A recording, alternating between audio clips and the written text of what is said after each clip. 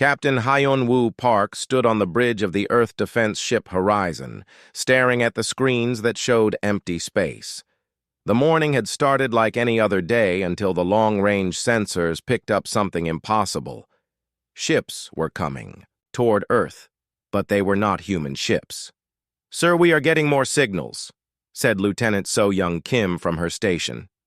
She was the ship's communication officer and had been trying to understand the strange messages for the past hour. "The computer says these signals are not from any known human technology."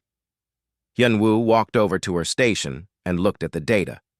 The signals were strong and clear, but they used frequencies that human technology had never seen before.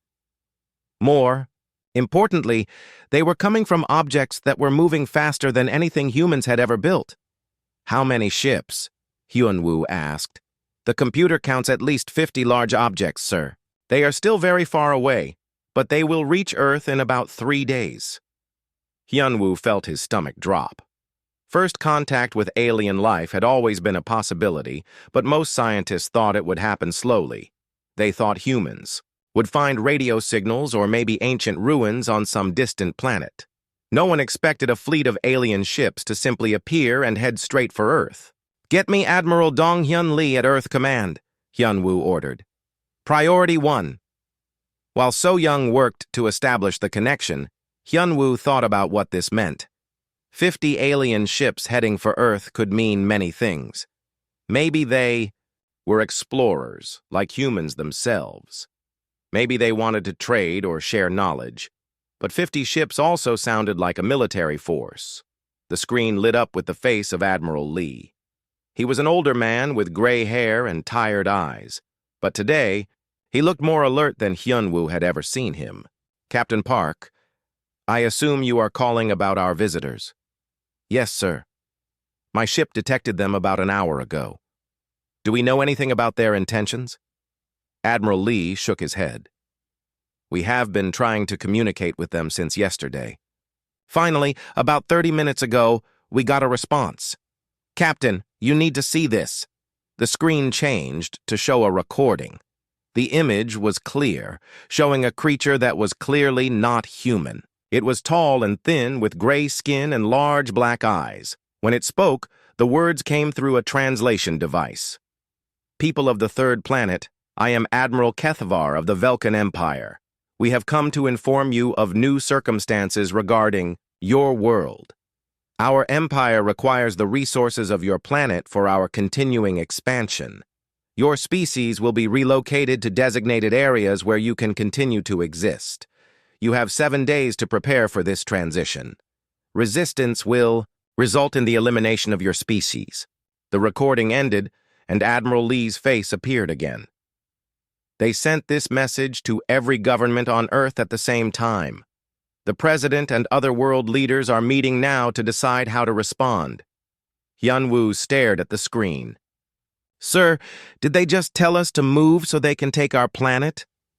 "That is exactly what they did, Captain, and they gave us a week to do it." Over the next 2 days, Hyun-woo watched as Earth tried to prepare for something no one had ever imagined.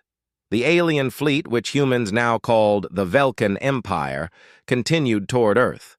More ships joined them as they traveled until the fleet numbered over 200 vessels. Dr. Jin-ho Choi, Earth's lead scientist for alien contact, worked around the clock to understand the Velkan technology. He reported that their ships were far more advanced than anything humans had built. Their weapons could destroy entire cities from space, and their shields could stop any weapon that Earth possessed. President Mi Ra-yoon spoke to the world on television. She tried to sound calm and strong, but Hyun-woo could see the fear in her eyes. She announced that Earth would try to negotiate with the Velkans. Maybe there was a way to share the planet's resources without giving up everything. "We are a peaceful species," the president said. "We have always solved our problems through discussion and compromise. We hope that these visitors will understand that Earth is our home, and we cannot simply leave it." Commander Woo Jin-han, who led Earth's military forces, was not as hopeful. He called a meeting with all ship captains to discuss Earth's defenses. The meeting was held on the moon base, where the Velkans could not easily listen to their conversations.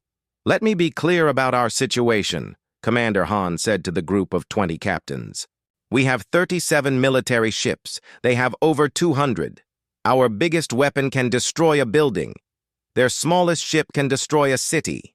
If this becomes a fight, we will lose." Captain Taeho Shin, who commanded the engineering ship, Builder, raised his hand. "Sir, what if we don't fight them directly? What if we make it hard for them to take what they want?" Commander Han nodded. "We are thinking about that.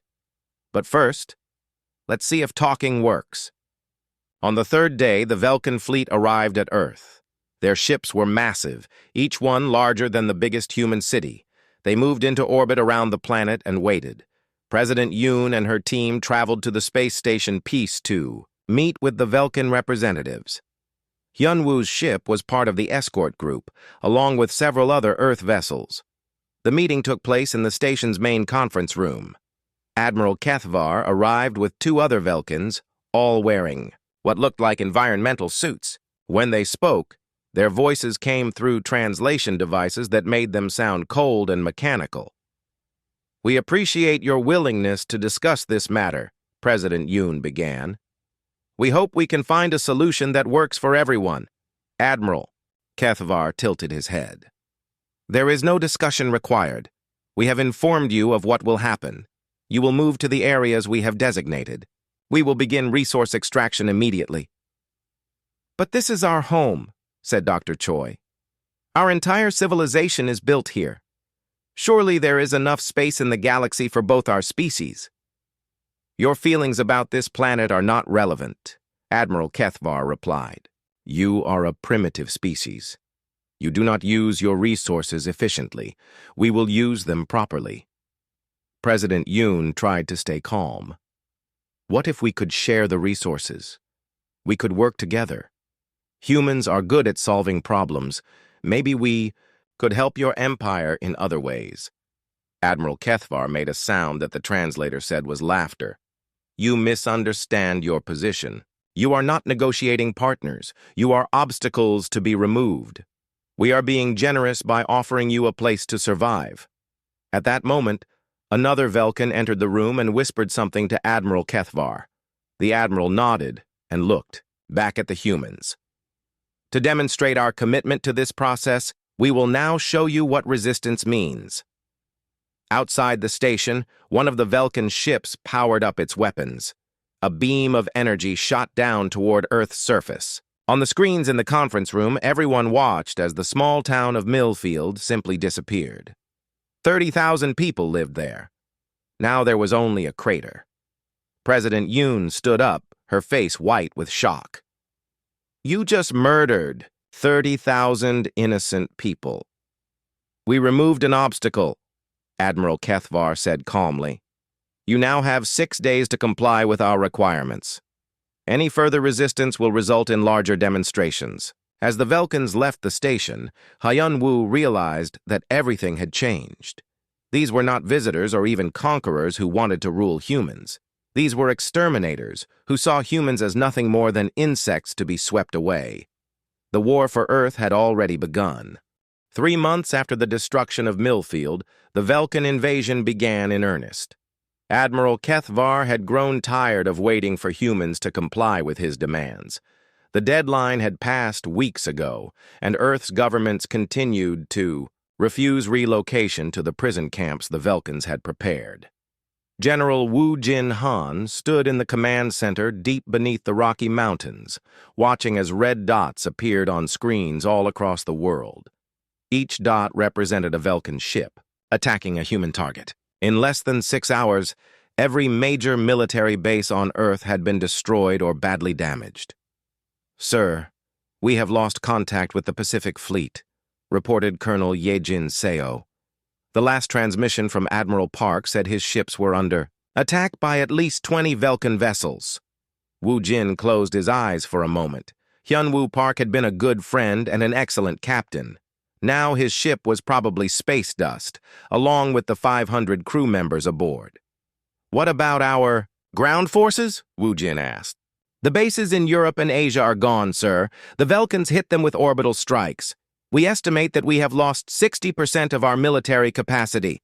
The Velkans had not lied about their technological superiority. Their weapons could punch through Earth's strongest shields like paper. Their ships moved faster than human missiles could track. Worst of all, they seemed to have unlimited numbers. For every Velkan ship that human forces managed to damage, 2 more appeared to take its place. In the city of Seoul, engineer Taeho Shin watched from his apartment window as Velkan troop transports landed in the central square. The aliens that emerged were tall and thin, wearing armor that seemed to absorb light rather than reflect it. They moved through the streets with mechanical precision, setting up strange devices at every intersection. Taeho grabbed his emergency kit and headed for the door. As an engineer for the city's infrastructure, he knew the underground tunnel system better than almost anyone. If the surface was no longer safe, then humans would have to go underground. The tunnels beneath Seoul were vast and complex. They included subway lines, utility corridors, storm drains, and emergency shelters built during the old wars between North and South Korea. Most importantly, the Velkans did not seem to know about them. Taeho made his way through the tunnels toward the central hub, where the city's main computer systems were located. Along the way, he met other people who had the same idea. Dr. Hye-jin Kang from Seoul National Hospital was helping injured people find shelter. Professor Bo-ram Jung from the university was carrying a case full of computer equipment. "The surface is lost," Dr. Kang said as they walked. "The Velkans are herding civilians into camps. Anyone who resists gets shot." "What kind of camps?" Taeho asked. "Hard to say. They look like big cages surrounded by energy barriers. People go in, but we haven't seen anyone come out." At the central hub, they found dozens of other people who had escaped the initial roundup. Among them was a man in military uniform who introduced himself as Sergeant Kyung-soo Nam. He had been part of a special forces unit that was supposed to protect the government buildings, but the Velkans had destroyed their positions with orbital fire. "My unit is gone," Kyung-soo said grimly. "But that doesn't mean the fight is over. We need to organize resistance cells, small groups that can hit the Velkans and then disappear before they can respond." Professor Young set up her computers and began trying to monitor Velkan communications. "Their technology is incredibly advanced," she said, "but they use standard electromagnetic frequencies for their communications. If we can decode their language, we might be able to intercept their orders." Over the following weeks, similar scenes played out in cities around the world. The Velkans had conquered Earth's surface quickly and efficiently, but they had not counted on humans going underground. In London, Paris, New York, Tokyo, and dozens of other cities, human survivors gathered in tunnels, basements, and bomb shelters. The Velkans began their resource extraction immediately. Massive mining machines appeared overnight, stripping away forests and mountains with terrifying speed. They drained lakes and rivers, loading the water into huge transport ships. They harvested crops and livestock, leaving behind only empty, poisoned ground. Dr. Hye-jin Kang established a medical station in an abandoned subway platform. Every day, more injured people arrived, many of them telling horrible stories about the camps where the Velkans kept human prisoners. "They don't feed us enough," said one escaped prisoner, a woman named Sunmi Lee. "People are dying every day. The Velkans don't seem to care. They just take the bodies away and bring in more prisoners." "What are they making the prisoners do?" Dr. Kang asked. "Manual labor mostly, moving rocks, clearing debris, building things for the Velkans, but they also take people for other purposes. Medical experiments, I think. Those people never come back." Sergeant Kyung-soo organized the first resistance attack 6 weeks after the invasion. His target was a Velkan supply depot in the northern part of the city. The plan was simple. Plant explosives, blow up the depot, and escape through the tunnels before the Velkans could respond. The attack went better than expected. Kyung-soo and his team managed to destroy several Velkin vehicles and a large amount of supplies. More importantly, they captured some Velkin weapons and equipment for Professor Jung to study, but the Velkin's response was swift and brutal. The next morning, they surrounded an entire city block and executed every human they found there. Over 3,000 innocent people died as punishment for the resistance attack. They want us to know that fighting back will cost civilian lives, Kyung-soo said to his team that night. They think this will make us stop. Tae-ho, who had helped plan the attack, shook his head. They don't understand humans very well, do they? Making us watch our people die will just make us angrier. He was right. News of the mass executions spread through the underground resistance network within hours. Instead of discouraging other groups, it motivated them to plan more attacks. The Velkins had made their first serious mistake in dealing with humanity. Professor Jung made an important discovery while studying the captured Velkin equipment. Their technology is incredibly sophisticated, she explained to the group. But it all depends on central control systems. Every device is connected to a network that tells it what to do. If we could disrupt those signals, we could turn their own technology against them, Tae-ho finished. Dr. Kang looked up from treating a wounded resistance fighter. But how do we disrupt signals that advanced? We barely understand how their technology works. Professor Jung smiled. For the first time in weeks. We don't need to understand it perfectly. We just need to confuse it. Human technology might be primitive compared to theirs, but sometimes primitive solutions work best. As winter approached, the resistance movement grew stronger. Small cells operated in every major city, carrying out hit-and-run attacks on Velkin positions. They rescued prisoners from the camps, sabotaged mining operations, and gathered intelligence about Velkin weaknesses. The Velkins responded with increasingly harsh measures. They began bombing entire neighborhoods suspected of harboring resistance fighters. They executed prisoners randomly to discourage rescue attempts. They flooded some tunnel systems, forcing the humans to find new hiding places. But for every human they killed, 2 more joined the resistance. The Velkins had made a fundamental error in their understanding of human nature. They thought that sufficient brutality would make humans submit, just as it had worked with other species they had conquered. They were wrong. Every atrocity only made humans more determined to fight back, no matter what the cost. The aliens had wanted Earth's resources, but they were about to discover that they had also awakened something far more dangerous than they ever imagined. In the depths of the Seoul tunnels, Sergeant Kyung-soo looked at the growing number of volunteers who wanted to join his unit. Men and women of all ages, from teenagers to grandparents, all united by one simple desire: to make the invaders pay for what they had done to Earth. The real war was just beginning. 6 months after the invasion began, the underground resistance had grown into a real threat. Sergeant Kyung-soo Nam now commanded what he called Ghost Unit, a group of 50 fighters who specialized in hitting Velkin positions and disappearing before reinforcements could arrive. His second-in-command was Sunho Baek, a former demolitions expert who had learned to make explosives from household chemicals and scrap metal. His knowledge had proven invaluable in the early days when the resistance had no military equipment. "The Velkins are getting smarter," Sunho reported as he cleaned his improvised rifle. "They have started putting guards inside their shield perimeters.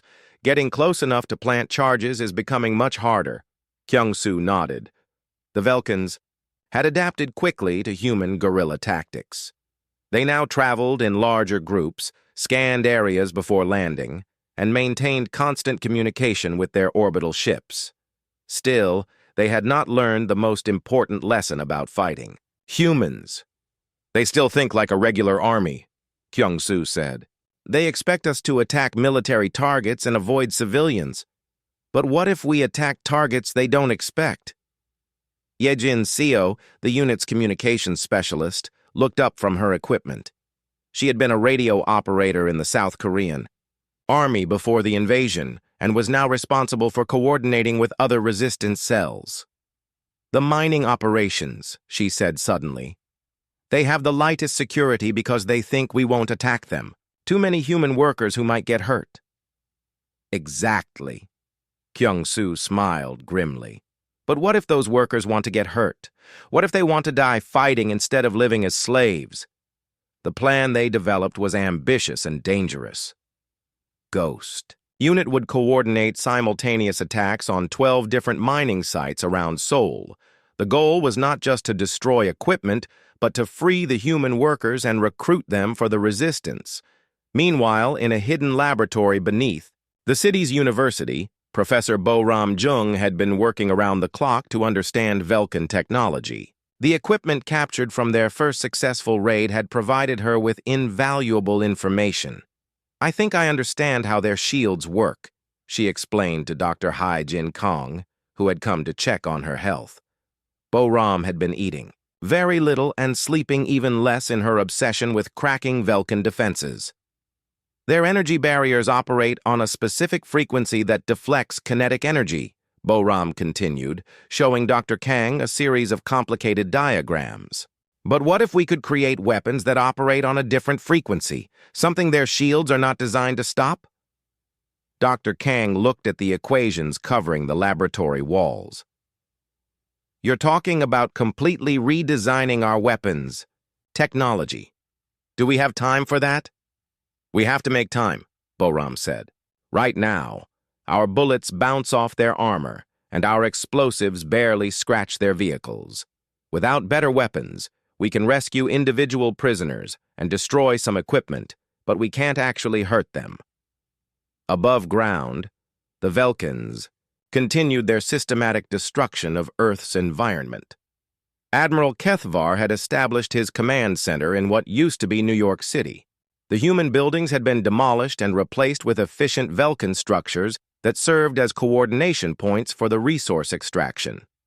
From his office high above the transformed city, Admiral Kethvar studied reports from his subordinates. The news was not entirely positive. Human resistance was proving more persistent than expected, and the resource extraction was behind schedule. "Commander Vestan," he said to his aide, "explain to me why our mining operations are experiencing delays." Commander Vestan consulted his datapad nervously. "Sir, the human resistance groups have increased their attacks significantly. They seem to care more about disrupting our operations than preserving their own lives. Increase security at all." "Mining sites," Admiral Kethvar ordered. "Deploy more troops if necessary." "Yes, sir, but that will delay our timeline for clearing the next continent. The resistance attacks are forcing us to divert resources from extraction to security." Admiral Kethvar felt an unfamiliar emotion. Frustration. The conquest of Earth should have been completed months ago. Other species had always submitted once they realized the futility of resistance. But humans seemed to become more dangerous. The more of them the Velkans killed. Back in the Seoul tunnels, Captain Hyun-woo Park arrived with surprising news. His ship had not been destroyed in the Pacific Fleet battle as everyone had assumed. Instead, he had managed to escape with a small group of surviving vessels and had been operating from hidden bases in the asteroid belt. "We have been monitoring Velkan communications," Hyun-woo explained to the assembled resistance leaders. "Their supply lines are longer than they expected. Ships bringing equipment and troops from their home system are arriving late, and sometimes not at all." Taiho Shin, who had become the Resistance's chief engineer, looked interested. "Are they having technical problems?" "Better than that," Hyun-woo smiled. "They are having human problems. We managed to sabotage 3 of their supply ships before they reached Earth. The explosions were spectacular. This news changed everything. If humans could attack Velkan ships in space, it meant the aliens were not invincible. It also meant that Earth's resistance was part of a larger fight that extended beyond the planet's surface. Professor Jung had made another breakthrough in her laboratory. Working with salvaged parts from destroyed Velkan equipment, she had built what she called a frequency disruptor. The device was small enough to fit in a backpack, and could interfere with Velkin shield generators for a few minutes. "It's not perfect," she admitted as she demonstrated the device to Ghost Unit. "It only works at close range, and it drains our power cells very quickly. But it might give us the edge we need to penetrate their defenses." Sunho Bayek examined the device carefully. "How close do we need to get?" "About 50 meters. And someone has to stay with the disruptor to keep it running. Whoever carries it probably won't make it out alive." The room fell silent as everyone considered the implications. They finally had a weapon that could hurt the Velkins, but using it would be a suicide mission. "I'll carry it," said a voice from the back of the room. Everyone turned to see Min Jun Oh, a 19-year-old engineering student whose family had been killed in the first orbital bombardment. "My parents and sister died in Millfield. I've been waiting for a chance to make the Velkins pay." Kyung-soo studied the young man's face. "Are you sure? Once we start this attack, there's no going back. The Velkins will respond with everything they have." Min-jun nodded firmly. "Good. Let them come. It's time they learned what happens when you threaten the human species." The attack on the mining sites began at dawn. 12 teams struck simultaneously, using the frequency disruptor to penetrate Velkin defenses for the first time since the invasion began. The results exceeded everyone's expectations. At the primary mining site, Min Jun-oh carried Professor Jung's device to within 40 meters of the Velkin command center. When he activated it, their shields flickered and died. Ghost Unit poured. Through the gap, their modified weapons finally able to damage Velkin armor and vehicles. The aliens fought back desperately, but they had never faced humans who could actually hurt them. For the first time, Velkin soldiers showed something that looked like fear as human bullets punched through their supposedly impenetrable armor. By the end of the day, all 12 mining sites had been destroyed or severely damaged. More than 2,000 human prisoners had been freed, and significant amounts of Velkin equipment had been captured. Most importantly, several Velkin soldiers had been killed in direct combat, proving that the invaders could be defeated. But victory came at a terrible cost. Min Jun-oh had died operating the frequency disruptor, along with dozens of other resistance fighters. And as Kyung-soo had predicted, the Velkin response was swift and merciless. Admiral Kethvar ordered orbital bombardment of 6 major population centers. Over 2 million humans died in the space of 3 hours. But instead of breaking human morale, the mass killings had the opposite effect. That night, Ye Jin Seo intercepted a communication from Earth's surviving government leaders. President Mi Ra-yoon, speaking from a hidden bunker somewhere in the Pacific, delivered a message that was broadcast to every resistance cell on the planet. "They think they can break us by killing our people," the president said, her voice steady despite the tears on her face. "They think that enough death will make us surrender. They are wrong. Every human they murder just proves that this is a fight for our very survival. We will not submit. We will not relocate. We will not accept slavery. We will fight them until the last human draws breath on Earth or until every single Velkin invader is dead." As the president's words echoed through the underground tunnels, Kyung-soo looked at the faces around him. The fear that had been there 6 months ago was gone, replaced by something far more dangerous, pure hatred combined with absolute determination. The Velkins had wanted Earth's resources. Instead, they had created an enemy unlike anything they had ever faced before. The real war was about to begin.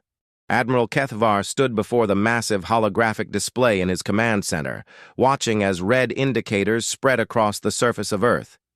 Each red dot represented a human resistance attack that had occurred in the past 24 hours. There were over 300 of them. "This is unacceptable," he said to Commander Vestan, who was studying a detailed report of the latest attacks.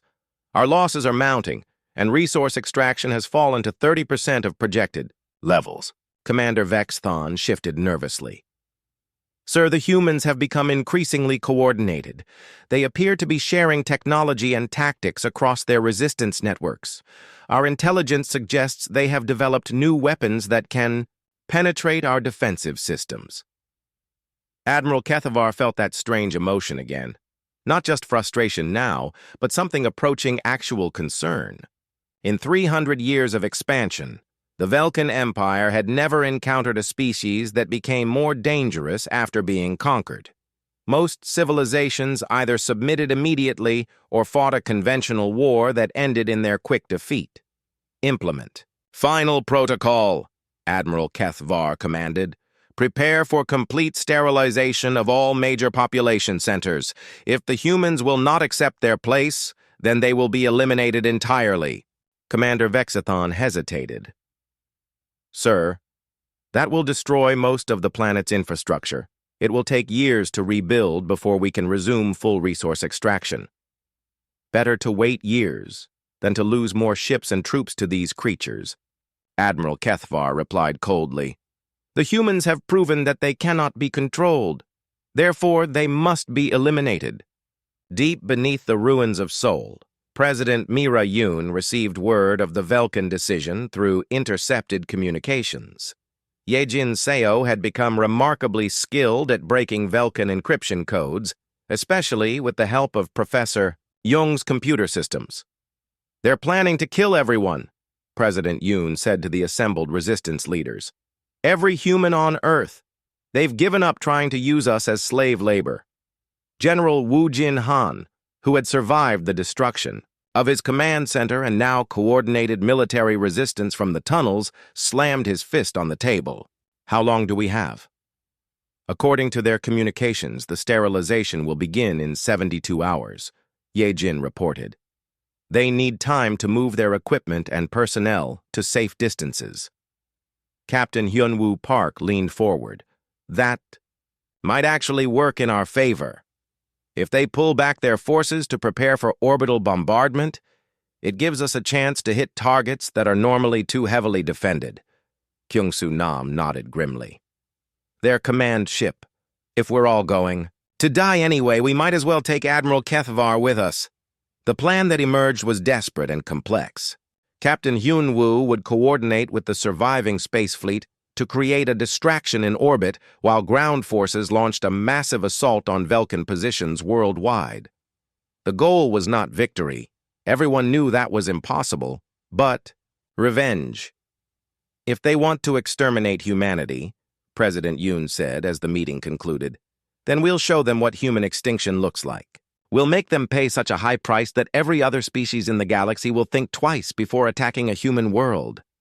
Professor Bo-Ram Jung had been working frantically to improve her weapons technology. With only 3 days before the planned sterilization, she had developed what she called Fury bombs, explosives that could overload Velkan neural implants and kill them instantly, even through their armor.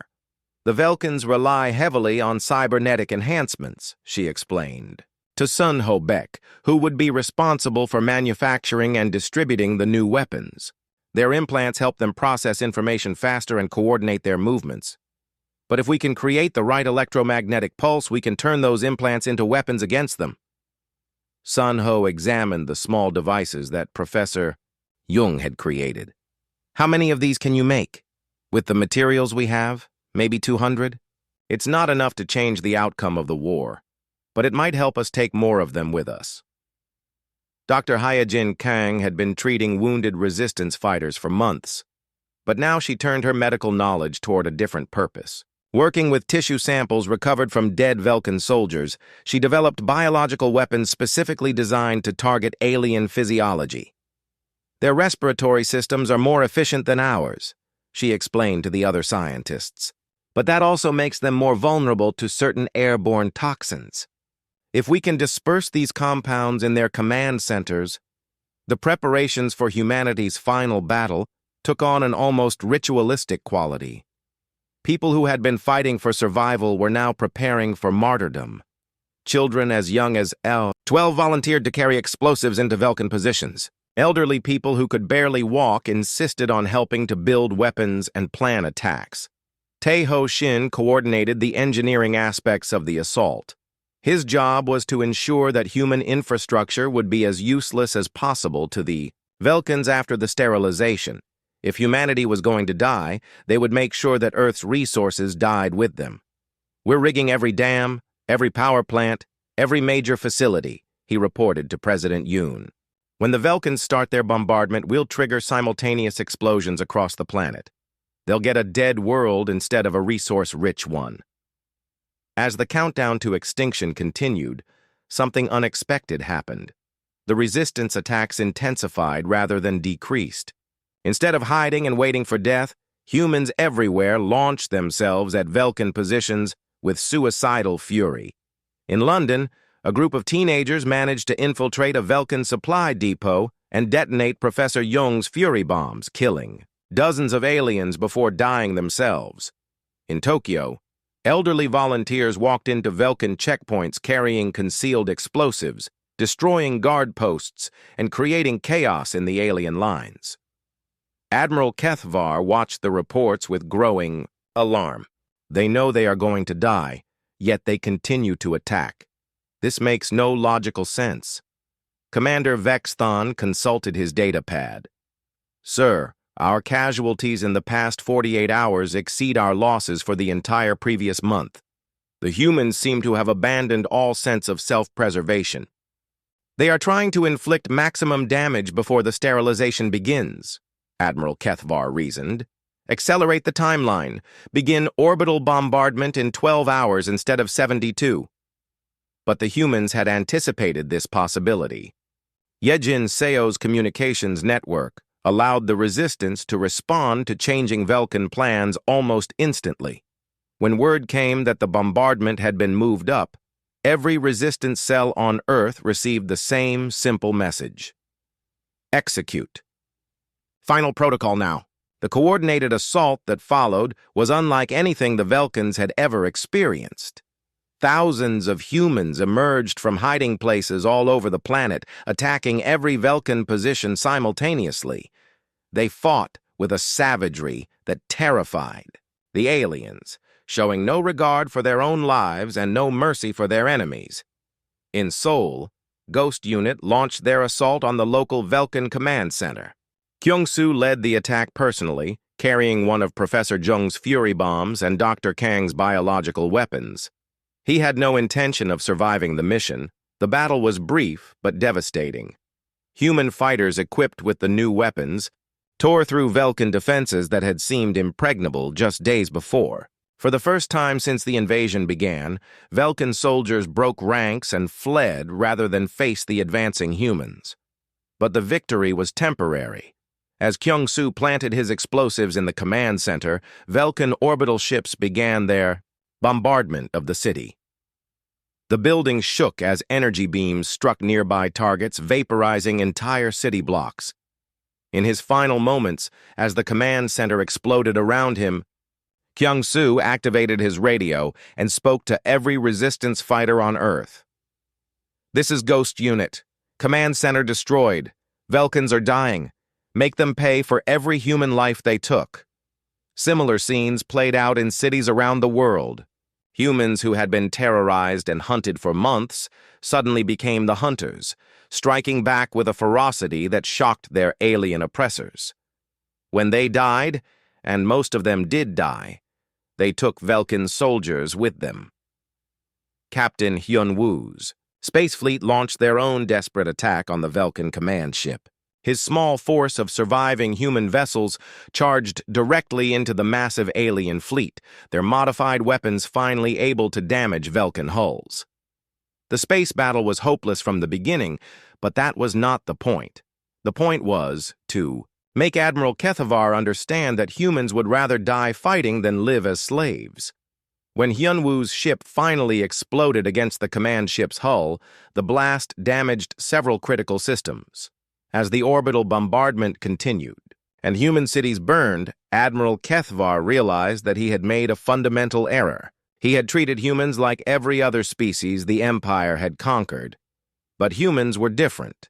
They had chosen extinction over submission. Looking at the casualty reports from the final human assault, Admiral Kethvar saw that he had lost nearly 40% of his invasion force in less than 24 hours. The humans had turned their own extermination into a weapon against their conquerors. 1 year after the invasion began, Admiral Kethvar stood in the ruins of what had once been his command center, staring at reports that told a story of complete military disaster. The numbers were undeniable. His invasion force had been reduced to less than 30% of its original strength, and those who remained were demoralized and increasingly unreliable. Commander Vexathon approached with the daily casualty report, his movements showing the strain of months under constant attack. "Sir, we lost another transport ship yesterday. Human fighters attacked it using modified Velkan weapons. They seem to know exactly where our supply convoys will be." Admiral Kethvar crushed the datapad in his hand. "How many ships does that make this month?" 17, sir. "At this rate, we will run out of supplies within 60 days. The home fleet is becoming reluctant to send replacements. They say Earth has become a ship graveyard." The truth was even worse than the official reports suggested.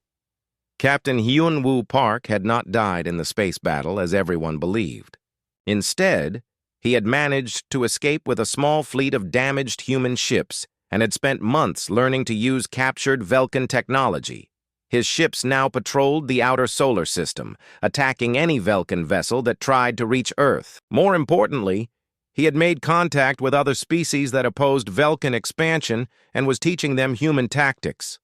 "The Velkans fight like they're playing a game," Hyun-woo explained to a gathering of alien resistance leaders on a hidden asteroid base. "They follow rules. They expect their enemies to follow rules too. But humans don't play by rules when our survival is at stake." The alien representatives listened carefully as Hyun-woo described human guerrilla warfare tactics. Among them were diplomats from the Nexari Republic, the Thalmoran Federation, and a dozen smaller civilizations that had been targeted for Velkan conquest. "Your people's resistance has inspired others," said Ambassador Vexhai of the Nexari. 3 systems that were preparing to surrender have instead chosen to fight. They are calling it the human way, to resist until death rather than accept slavery. On Earth's surface, the situation had evolved into something that defied every principle of military strategy the Velkans understood. Despite months of orbital bombardment, human resistance had not only survived but had actually grown stronger and more coordinated. Sun Ho-Baek now commanded what the Velkans had begun calling ghost armies, groups of humans who lived in the ruins of destroyed cities and fought using tactics that seemed to defy logic. They attacked during storms when sensors didn't work properly. They hid in radioactive zones that Velkan equipment couldn't scan. They used the planet's own hostile environment as a weapon. The Velkans keep trying to establish secure zones. Sun Ho explained to a group of new recruits, teenagers who had grown up during the occupation and knew no life except war. "But there are no secure zones on Earth anymore. We own the ruins, the tunnels, the poisoned ground. This is our world, and we know every hiding place." Professor Boram Jung had achieved something remarkable in her underground laboratory. Working with salvaged Velkan technology and resources scavenged from the ruins, she had managed to reverse engineer their shield systems. Human fighters now carried portable shield generators that could stop Velkan weapons for short periods. "It's not perfect," she admitted to Dr. Hai-Jin Kong, who was treating a wounded resistance fighter equipped with the new technology. "The shields only last about 10 minutes before the power cells drain, but 10 minutes is enough time to get close to a Velkan position and plant explosives." Dr. Kang looked at the shield generator, which was crude compared to Velkan technology, but functional. "How many of these can you build?" "Maybe 50 per month, if we can keep finding materials. But that's not the important part. The important part is that we're learning to use their own technology against them. Every piece of equipment they lose makes us stronger."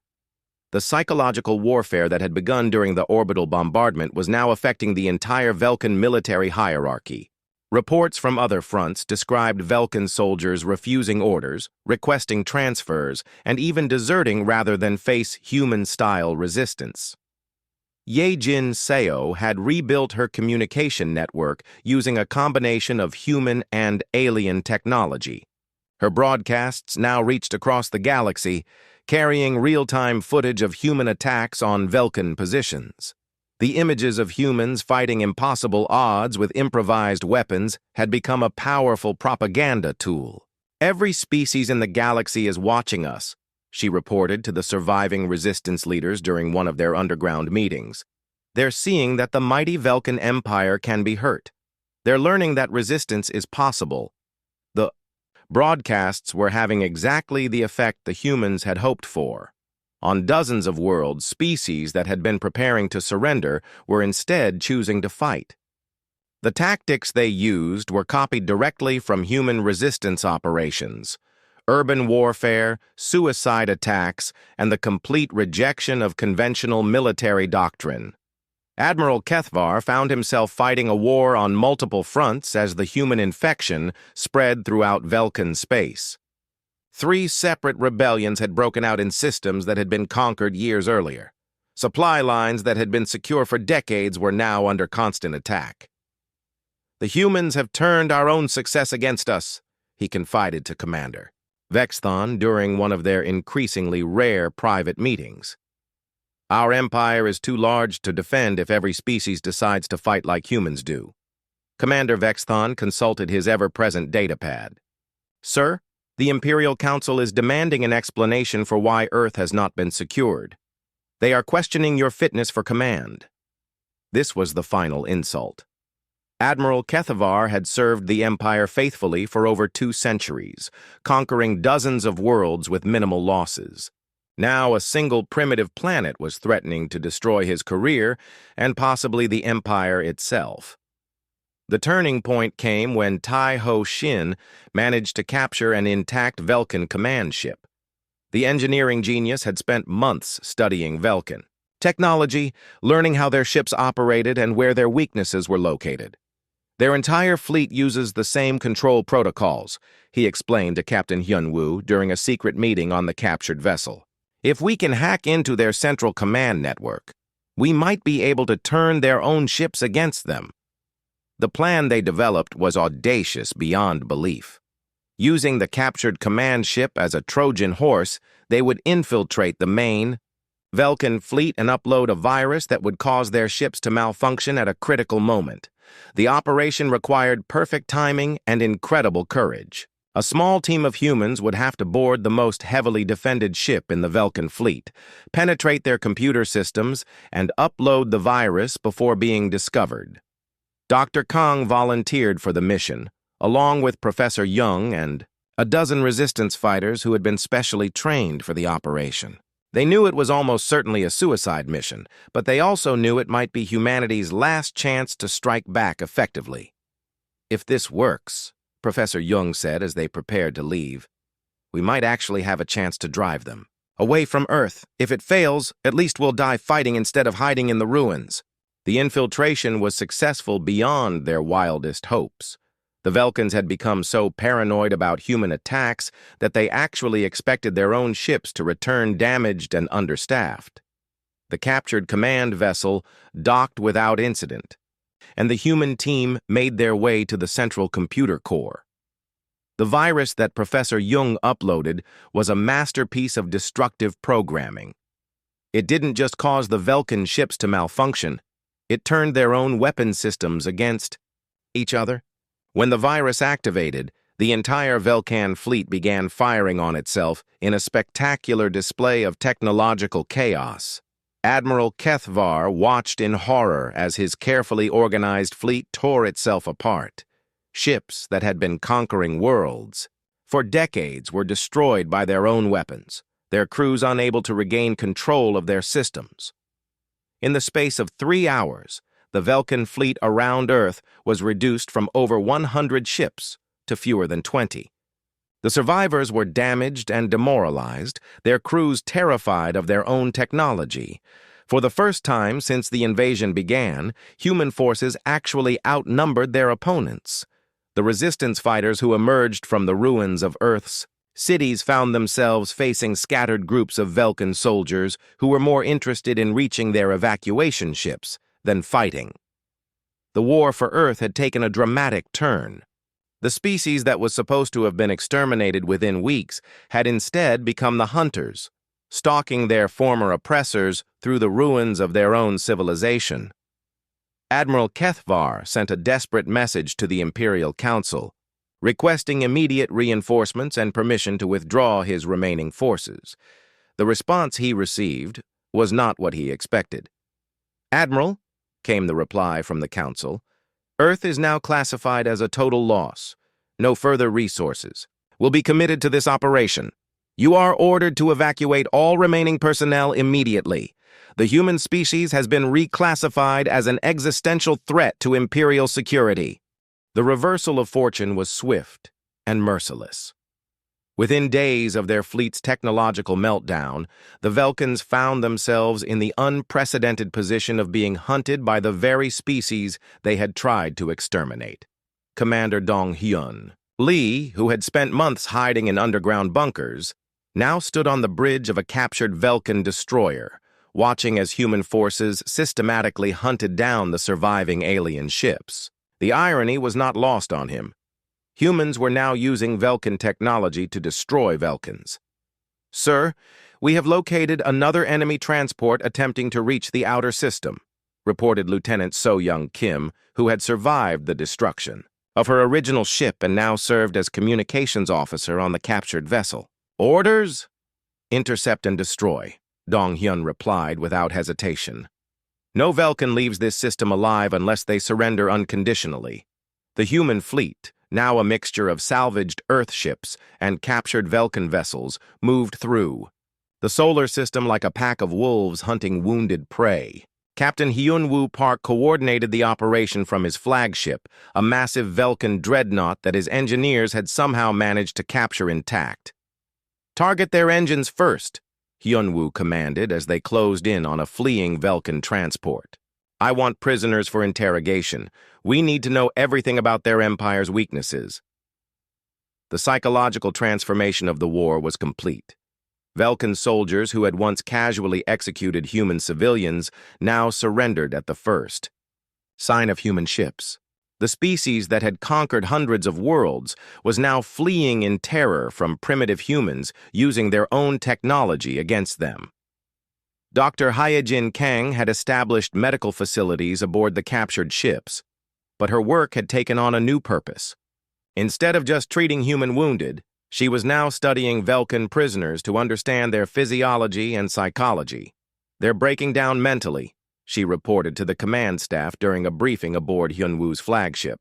"The idea that humans can defeat them contradicts everything they believe about their own superiority. Some of them are refusing to eat. Others are begging to be killed rather than face human interrogation." Professor Bo-ram Jung had moved her laboratory to one of the captured ships and was working around the clock to reverse engineer Velkan technology. With access to intact systems and living Velkan technicians, whether willing or not, she was making rapid progress in understanding their scientific advantages. "Their technology is incredibly advanced," she explained to General Woo Jin-han, who was now coordinating human military operations from orbit. "But it's also incredibly centralized. Every device depends on connection to their main networks. That's why our virus was so effective. We turned their greatest strength into their greatest weakness." The hunt for Admiral Kethvar became a personal obsession for many of the human commanders. The alien who had ordered the destruction of Earth's cities was now trapped somewhere in the solar system, hiding like the humans had been forced to hide. During the invasion, Tai Ho Shin, now serving as chief engineer for the human fleet, had developed new scanning technology specifically designed to find hidden Velkan ships. "They're using stealth systems that make them invisible to their own sensors," he reported. "But human sensors operate on different principles. We can see them even when they think they're hidden." The first major capture came when Sunho Bayek's boarding party stormed a Velkan command ship that had been hiding behind one of Jupiter's moons. The battle was brief but savage. with human soldiers showing the same merciless efficiency that the Velkans had once displayed. "We found their communication logs," Sunho reported after the ship was secured. "They've been sending desperate messages to the Imperial Council begging for rescue. The Council's response is interesting." The intercepted communications revealed that the Velkan Empire was in crisis. The human infection had spread to dozens of worlds, inspiring resistance movements that used human tactics to devastating effect. 3 entire sectors had been lost to rebellions that explicitly copied human guerrilla warfare methods. Yejin Seo, now commanding the human intelligence network from a captured Velkan intelligence ship, was broadcasting everything to the galaxy. The images of proud Velkan warriors surrendering to human forces were being seen by billions of beings across known space. "The psychological impact is immeasurable," she reported to President Mira Yoon, who had emerged from her underground bunker to coordinate the new Earth government. "Every species that the Velkans have threatened is seeing that the mighty empire can be beaten. They're seeing humans, supposedly primitive humans, using Velkan ships to hunt Velkans. The breakthrough came when Professor Jung managed to crack the Velkan military command codes. With access to their strategic communications, the humans discovered something that changed the entire scope of the conflict. The Empire is recalling all forces from 3 sectors," Professor Jung announced during an emergency command meeting. "They're consolidating their fleets to deal with rebellions that are breaking out everywhere. The human resistance has caused a galactic civil war." Admiral Kethvar was finally located hiding in a disabled ship in the asteroid belt, along with the remnants of his command staff. When human forces surrounded the vessel, he chose to surrender rather than fight to the death. The capture of the Velkan Admiral was broadcast live across the galaxy.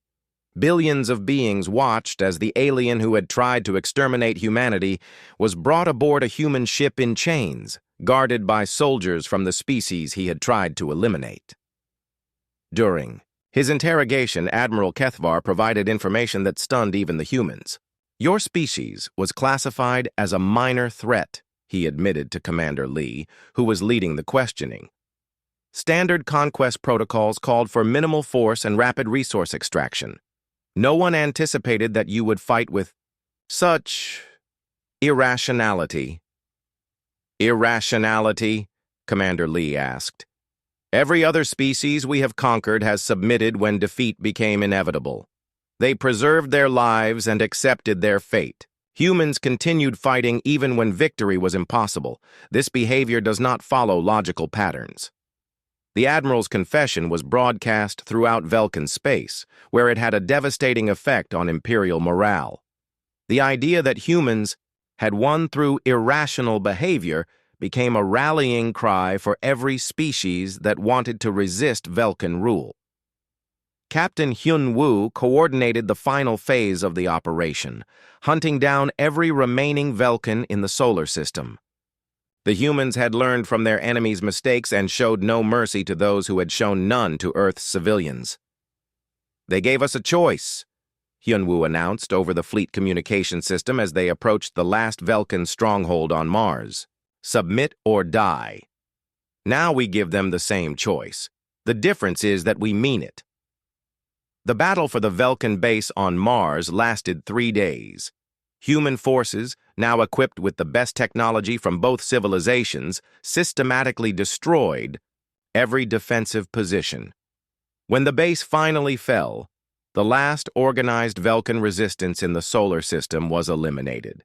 Dr. Kang established a prisoner camp for the few Velkan survivors, but many of the aliens preferred death to captivity. The psychological impact of being defeated by primitive humans was too much for their collective ego to bear. "They keep asking how we did it," Dr. Kang reported to the command staff. "They want to understand how a species they considered inferior managed to destroy their invasion force. I don't think they can accept that the answer is simply that we refused to quit." The transformation was complete. In less than 2 years, Earth had gone from being a target for conquest to being the center of a galactic resistance movement.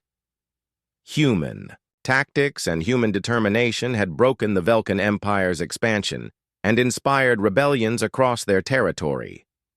General Wu Jin Han stood on the observation deck of the captured Velkan flagship, looking down at Earth's scarred but surviving surface. The planet bore the marks of war, but it was still human. More importantly, it was now the headquarters of a growing alliance of species united by their opposition to Velkan imperialism. "Sir," reported Lieutenant Kim, "we're receiving surrender offers from Velkan forces in 6 different systems. They're requesting human mediation in negotiations with local resistance movements. The hunted had become the hunters. The species marked for extinction had become the leaders of a galactic war against their former oppressors. The Velkans had wanted Earth's resources, but instead they had awakened something that would reshape the balance of power throughout the galaxy. The empire that had seemed invincible was now begging for mercy from the very species it had tried to exterminate. And the humans, who had learned the price of showing mercy to merciless enemies, were not inclined to be generous with their forgiveness. 2 years after the first Velkan ships had appeared in Earth's sky, President Mira Yoon stood before the Galactic Assembly on the neutral world of Nexus Prime. Behind her sat Admiral Kethvar and the other captured Velkan commanders, awaiting the formal surrender that would end their empire's expansion forever. The assembly hall was filled with representatives from over 300 species, many of whom had never spoken to each other before the human resistance had inspired them to unite against Velkan aggression. The sight of proud Velkan warriors in chains, guarded by human soldiers, sent a clear message throughout the galaxy. "Members of the Assembly," President Yoon began, her voice carrying clearly through the translation systems. "We gather today to witness the end of an empire built on conquest and slavery. The Velkan Empire's reign of terror across the galaxy is over." In the 2 years since Earth's liberation, the collapse of Velkan power had been swift and total. Captain Hyun-woo Park, now Admiral of the Human Defense Fleet, had coordinated with resistance movements on dozens of worlds, teaching them the tactics that had driven the Velkans from Earth. The results had exceeded everyone's expectations. World after world had risen in rebellion, using human-style guerrilla warfare to devastating effect against Velkan occupying forces. The empire that had once controlled nearly a quarter of the galaxy now controlled only their home system and a handful of loyal colonies. Dr. So-Young Kim, now serving as Earth's chief scientist and diplomatic advisor, had spent months documenting Velkan war crimes for presentation to the Assembly. The evidence was overwhelming: genocide, slavery, biological warfare, and the systematic destruction of entire civilizations. The Velkans classified over 60 species as extinct after conquest, Dr. Kim reported to the Assembly. "We now know that many of these species survived in hidden colonies or slave camps. Thanks to intelligence provided by captured Velkan records, we have been able to locate and liberate 17 of these extinct civilizations." Admiral Kethvar listened to the proceedings with the dull expression of someone whose entire worldview had been shattered. In his interrogations, he had admitted that the Velkan military had never encountered sustained resistance from a conquered species before. "Humans fight differently," he had confessed to his interrogators. "Every other species accepts defeat when their military is destroyed. Humans treat military defeat as the beginning of war, not the end. We had no procedures for dealing with such behavior." Professor Bo-Ram Young had used the captured Velkan technology to revolutionize human science. Working with alien scientists who had been liberated from Velkan research facilities, she had developed new technologies that far exceeded anything either species could have created alone. "The irony is perfect," she had explained to General Wu Jin Han during one of their planning sessions. "The Velkans tried to steal our resources, but we ended up stealing their technology. Now we're using it to help every species they oppressed." The Human Defense Fleet, now composed of hundreds of ships from dozens of different species, patrolled the space around former Velkan territories. Commander Dong-hyun Lee led a task force of mixed human and alien crews, ensuring that no Velkan forces could escape to threaten other worlds.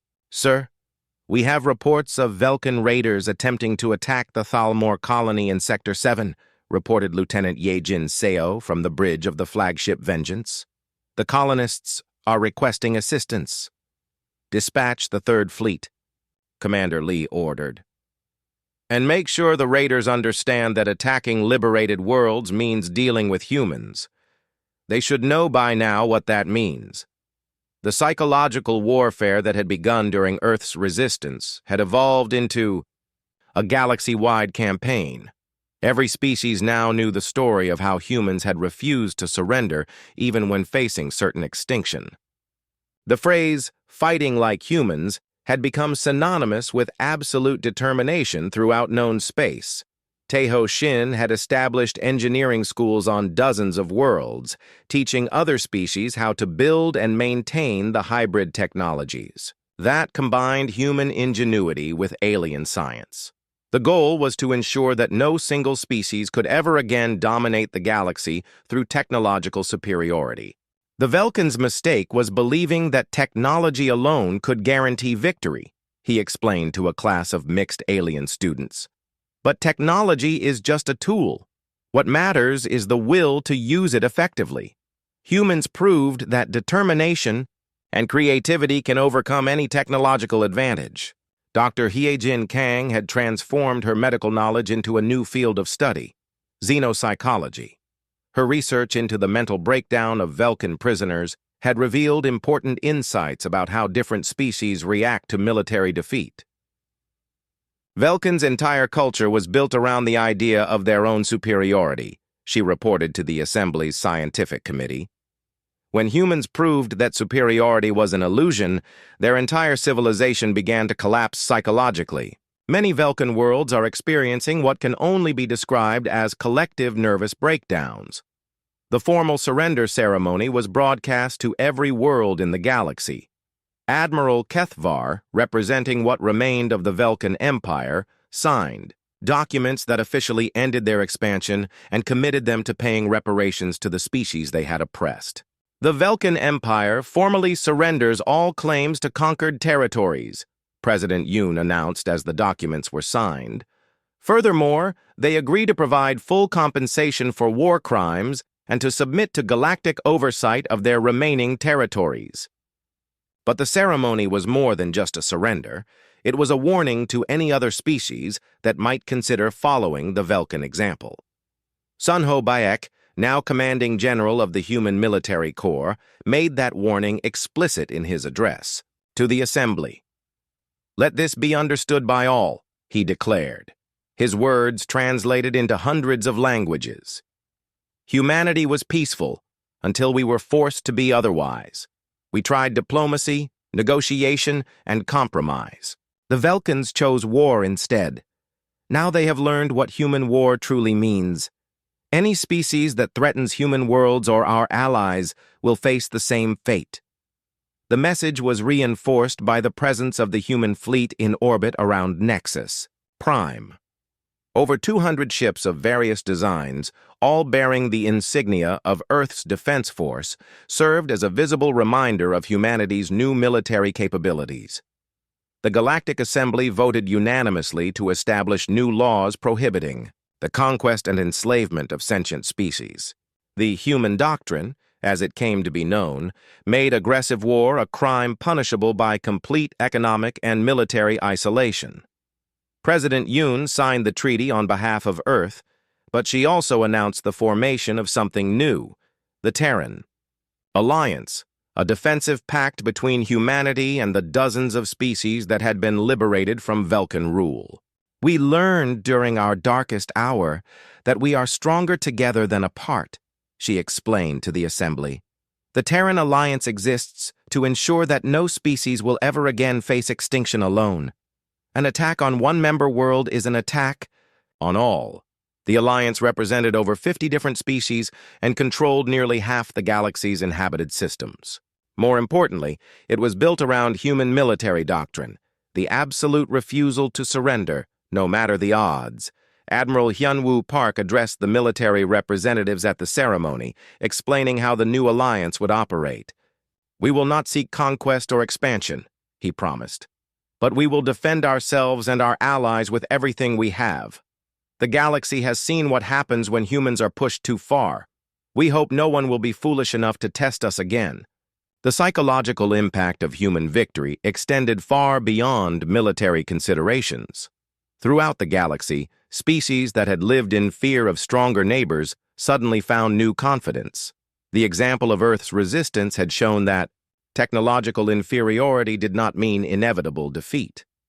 On the former Velkan colony world of Zerion, the liberated Talmaki people erected a monument to human resistance. The inscription, written in dozens of languages, read simply, "They showed us that freedom is worth any price." Professor Jung established research stations on 20 different worlds, working with alien scientists to develop new technologies for peaceful purposes. The same ingenuity that had created weapons to fight the Velkans was now being used to solve problems of hunger, disease, and environmental destruction. "The Velkans gave us their technology through conquest," she explained, to a gathering of researchers from across the Alliance. "We give our technology through cooperation. That difference defines who we are as species and as an alliance." The fate of Admiral Kethvar became a symbol of the new galactic order. Rather than executing him for war crimes, the humans chose a punishment that was arguably worse. They made him watch as every world his empire had conquered was rebuilt and made prosperous under Alliance protection. "Death would be too easy," President Yoon explained when asked about the decision. "He will spend the rest of his life seeing proof that cooperation works better than conquest.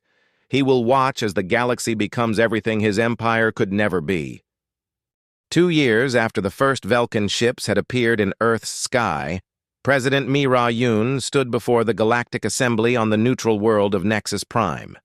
Behind her sat Admiral Kethvar and the other captured Velkan commanders, awaiting the formal surrender that would end their empire's expansion forever. The assembly hall was filled with representatives from over 300 species, many of whom had never spoken to each other before the human resistance had inspired them to unite against Velkan aggression. The sight of proud Velkan warriors in chains guarded by human soldiers sent a clear message throughout the galaxy. "Members of the Assembly," President Yoon began, her voice carrying clearly through the translation systems. "We gather today to witness the end of an empire built on conquest and slavery. The Velkan Empire's reign of terror across the galaxy is over. In the 2 years since Earth's liberation, the collapse of Velkan power had been swift and total. Captain Hyunwoo Park, now Admiral of the Human Defense Fleet, had coordinated with resistance movements on dozens of worlds, teaching them the tactics that had driven the Velkans from Earth. The results had exceeded everyone's expectations. World after world had risen in rebellion, using human-style guerrilla warfare to devastating effect against Velkan occupying forces. The empire that had once controlled nearly a quarter of the galaxy now controlled only their home system and a handful of loyal colonies. Dr. So-Young Kim, now serving as Earth's chief scientist and diplomatic advisor, had spent months documenting Velkan war crimes for presentation to the Assembly. The evidence was overwhelming: genocide, slavery, biological warfare, and the systematic destruction of entire civilizations. The Velkans classified over 60 species as extinct after conquest, Dr. Kim reported to the Assembly. "We now know that many of these species survived in hidden colonies or slave camps. Thanks to intelligence provided by captured Velkan records, we have been able to locate and liberate 17 of these extinct civilizations." Admiral Kethvar listened to the proceedings with the dull expression of someone whose entire world view had been shattered. In his interrogations, he had admitted that the Velkan military had never encountered sustained resistance from a conquered species before. "Humans fight differently," he had confessed to his interrogators. "Every other species accepts defeat when their military is destroyed. Humans treat military defeat as the beginning of war, not the end. We had no procedures for dealing with such behavior. Professor Boram Jung had used the captured Velkan technology to revolutionize human science. Working with alien scientists who had been liberated from Velkan research facilities, she had developed new technologies that far exceeded anything either species could have created alone. The irony is perfect, she had explained to General Wu Jin, Han during one of their planning sessions. The Velkans tried to steal our resources, but we ended up stealing their technology. Now we're using it to help every species they oppressed. The human defense fleet, now composed of hundreds of ships from dozens of different species, patrolled the space around former Velkan territories. Commander Dong-Hyun Lee led a task force of mixed human and alien crews, ensuring that no Velkan forces could escape to threaten other worlds.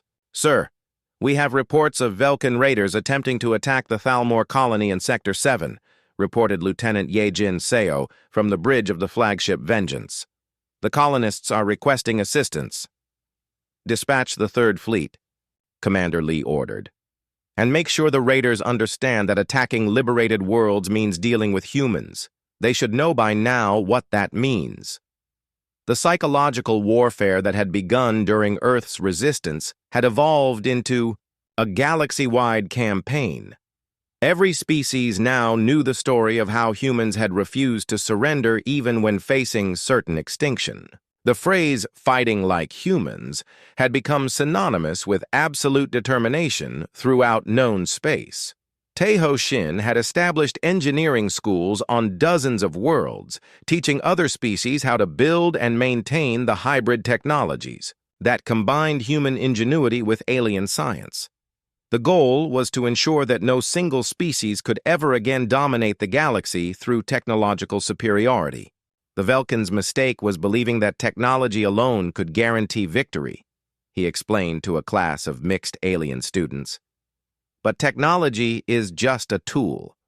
What matters is the will to use it effectively. Humans proved that determination and creativity can overcome any technological advantage. Dr. Haijin Kang had transformed her medical knowledge into a new field of study, xenopsychology. Her research into the mental breakdown of Velkan prisoners had revealed important insights about how different species react to military defeat. The Velkan's entire culture was built around the idea of their own superiority, she reported to the Assembly's scientific committee. When humans proved that superiority was an illusion, their entire civilization began to collapse psychologically. Many Velkan worlds are experiencing what can only be described as collective nervous breakdowns. The formal surrender ceremony was broadcast to every world in the galaxy.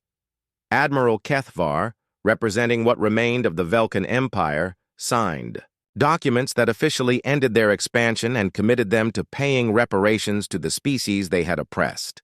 The Velkan Empire formally surrenders all claims to conquered territories, President Yoon announced as the documents were signed. Furthermore, they agree to provide full compensation for war crimes and to submit to galactic oversight of their remaining territories. But the ceremony was more than just a surrender. It was a warning to any other species that might consider following the Velkan example. Sunho Bayek, now commanding general of the Human Military Corps, made that warning explicit in his address to the Assembly.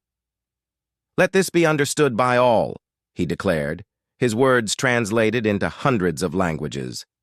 "Humanity was peaceful until we were forced to be otherwise. We tried diplomacy, negotiation, and compromise. The Velkans chose war instead. Now they have learned what human war truly means. Any species that threatens human worlds or our allies will face the same fate."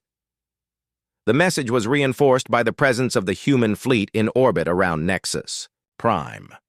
Over 200 ships of various designs, all bearing the insignia of Earth's Defense Force, served as a visible reminder of humanity's new military capabilities.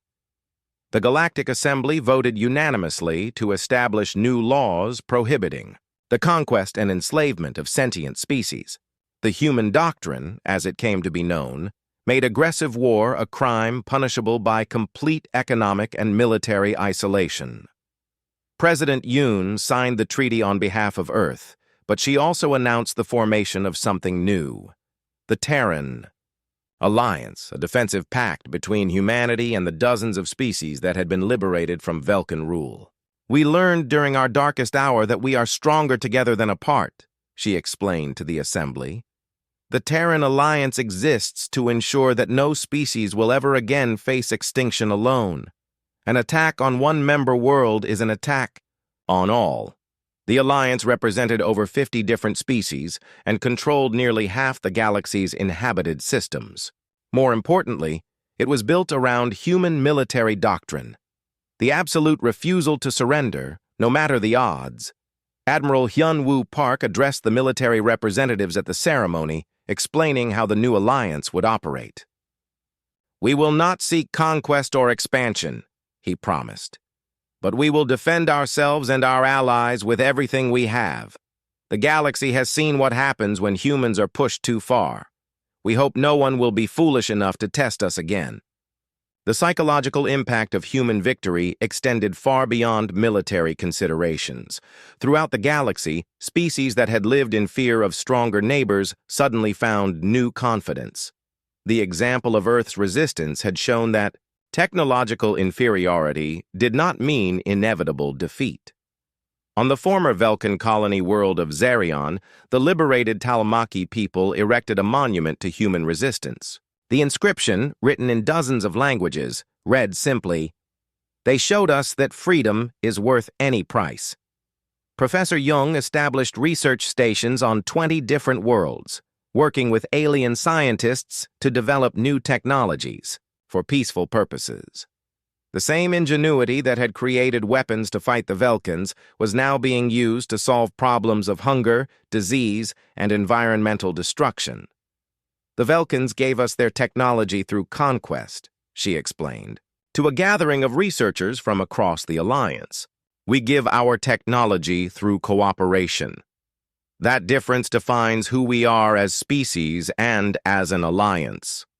The fate of Admiral Kethvar became a symbol of the new galactic order. Rather than executing him for war crimes, the humans chose a punishment that was arguably worse. They made him watch as every world his empire had conquered was rebuilt and made prosperous under Alliance protection. "Death would be too easy," President Yoon explained when asked about the decision. "He will spend the rest of his life seeing proof that cooperation works better than conquest. He will watch as the galaxy becomes everything his empire could never be."